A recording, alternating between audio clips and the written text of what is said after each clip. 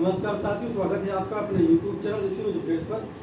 आज हमारे बीच में जल निगम के रिटायर्ड कर्मचारी बैठे हुए हैं और हम लोग इनसे जानेंगे कि क्या वास्तव में जल निगम में जो भी कर्मचारी काम करते हैं, किसी भी पोस्ट के हों, group A B C D, चाहे एसएससी यूपीएससी थ्रू आते हों, चाहे ऑर्डिनेंस थ्रू आते हों, तो क्या उसमें जो सैलरी है जल निगम में किसी कर्मचारी को समय से मिलती है या नहीं मिलती है, अर्थात 4 महीने बाद 5 महीने बाद मिलती है या कैसे मिलती है। तो हम लोग इससे जानना चाहते हैं। अंकल जी, आप बताइए इसके बारे में। सैलरी इसकी समय से मिलती नहीं मिलती है? नहीं, सैलरी तो बिल्कुल समय से नहीं मिल रही। आज से नहीं, कम से कम 6 साल से चली है। 6-7 साल से 4-4 महीने 6-6 महीने रुक जाती है और समय से सैलरी नहीं मिल पाती। तो जैसा कि बता रहे हैं कि कई सालों से ऐसा दौर रहे हैं, तो इनसे जानना चाहते हैं कि क्या इस समय स्थिति सही हुई, क्या वैसे ही है? नहीं, इस समय तो उससे पहले वाली स्थिति से भी ज़्यादा होता है, बेहतर। अब हम जानना चाहते हैं कि क्या ये कंडीशन ये बस ग्रुप सी डी के लिए है कि सभी जो अधिकारी हैं सभी में ऐसा वेतन मिलता है? नहीं, ये सभी के लिए है, कोई एक दूसरे के नहीं है।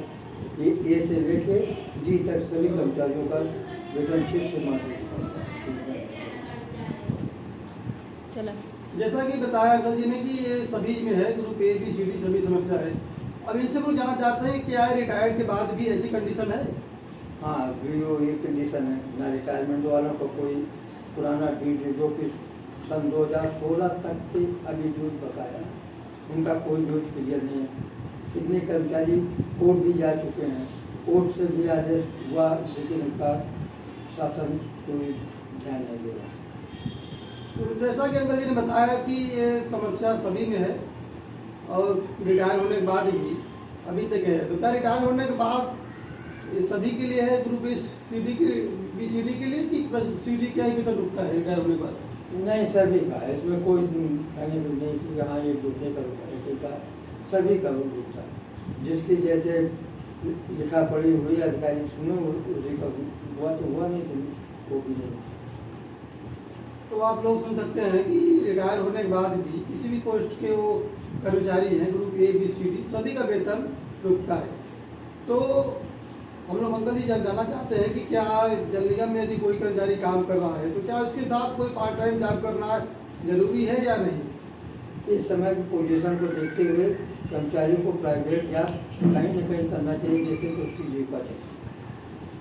तो जैसा कि अंकल जी ने बताया कि यदि आप किसी भी पोस्ट पे हो, इस पर यदि आप कर रहे हैं तो आपको कोई ना कोई प्राइवेट काम, चाहे कोई भी पार्ट टाइम में जो भी धंधा आप कर सकते हैं, जिससे कि आपका जो रोज़मर्रा की ज़रूरतें हैं वो पूरा करने में आपको फ़ायदा रहे।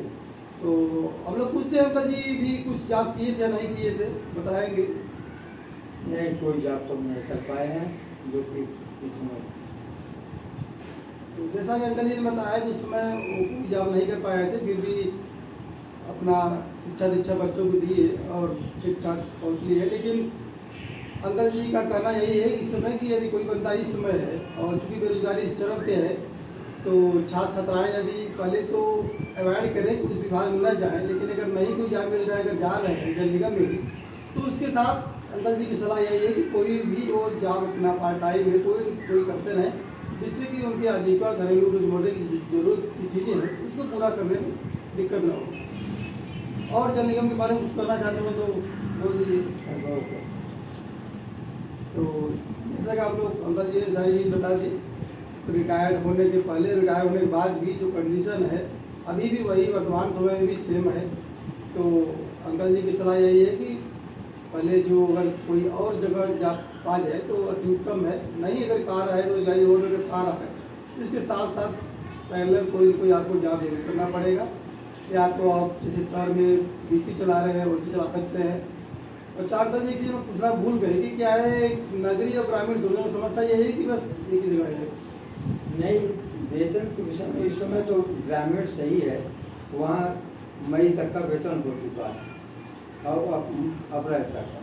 लेकिन नगरी में आज ये जून लग गया, 1 जून है, 6वां महीना चालू रहा है, दिसंबर तक की पेंशन मिली कर्मचारी।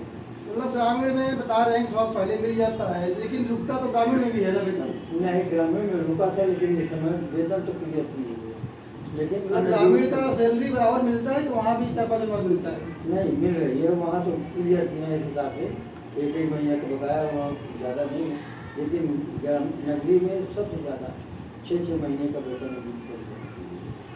तो जैसा कि आप लोगों ने सुना कि ग्रामीण क्षेत्रों में 1 महीने का लेट है, यानी कि लेट वहाँ भी है, लेकिन ग्रामीण शहर की अपेक्षा वहाँ पे कुछ तेज़ी है। तो यदि अगर किसी ग्रामीण में शिफ्टिंग होती है तो वहाँ के लिए उसके लिए प्लस पॉइंट है। लेकिन यह है कि शहर में होने से आदमी कई चीज़ें उसको उपलब्ध हो जाती हैं, उसकी बच्चे को पढ़ाई लिखाई हर चीज़ उसका फ़ायदा मिल जाता है। ग्रामीण में थोड़ा दिक्कतें होती हैं हर चीज़ के लिए। तो ये आज हम लोग की बातें रही अंकल जी से, जैसा कि इन्होंने पूरा क्लियर बता दिया कि कोई भी कर्मचारी अगर यदि आप कर रहा है तो उसके साथ क्या करना क्या नहीं करना चाहिए। तो हम लोग का ये सजेशन है कि अगर कोई जॉब करे तो पहले तो अवॉइड करे, कहीं और विभाग मिल जाए तो उसके लिए अत्युत्तम है, क्योंकि हर विभाग वेतन समझ मिलता है और 2-3 महीने 6 महीने का वेतन न मिलना आप समझ सकते हैं कि कितना बड़ा उससे नुकसान होता है। आदमी यदि कर्जा लेके इसे या तो फिर कोई काम करे तो उपलब्ध रहता है। तो अंकल जी की यही सलाह है कि आप लोग पहले उसको अगर अवॉइड करें, कोई और विभाग मिल जाता है, यदि बेरोजगारी जरूर नहीं मिल पा रहा है वही विभाग मिल गया है तो ग्रामीण मिल गया तो सही है, शहर मिल गया तो आपको कोई ना कोई और पार्ट टाइम में जॉब करना पड़ेगा। तो इसी का हम लोग वीडियो करते हैं। जय हिंद, नमस्कार।